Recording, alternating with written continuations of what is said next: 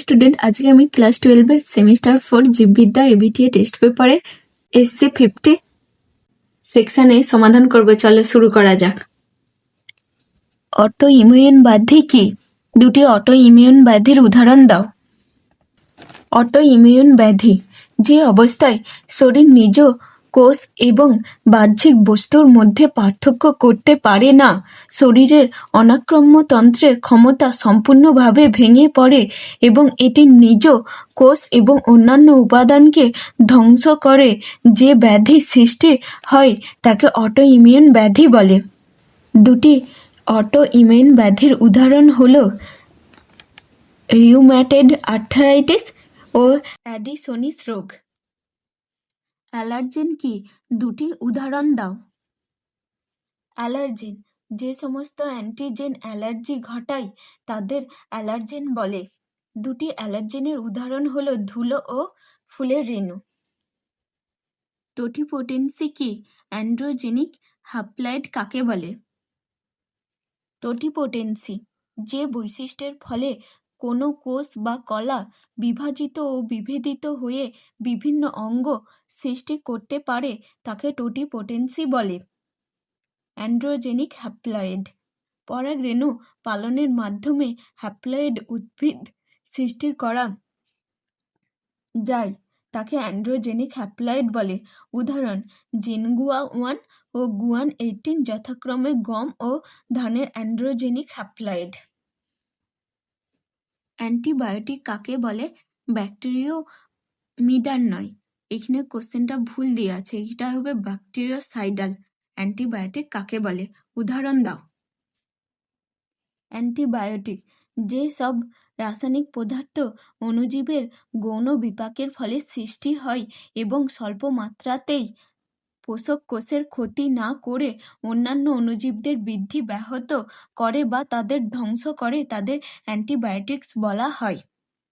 Bacteriocidal antibiotic যে antibiotic ব্যাকটেরিয়াকে সরাসরি মেরে ফেলে বা ধ্বংস করে তাকে ব্যাকটেরিওসাইডাল অ্যান্টিবায়োটিক বলে। উদাহরণ স্ট্রেপ্টোমাইসিন।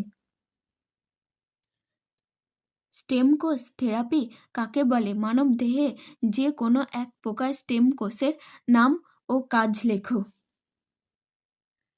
স্টেম কোষ থেরাপি স্টেম সেল থেরাপি হলো এক ধরনের চিকিৎসা পদ্ধতি যেখানে শরীরের রোগাক্রান্ত বা ক্ষতিগ্রস্ত কোষ, টিস্যু বা অঙ্গ প্রত্যঙ্গকে মেরামত বা প্রতিস্থাপন করার জন্য স্টেম সেল ব্যবহার করা হয়।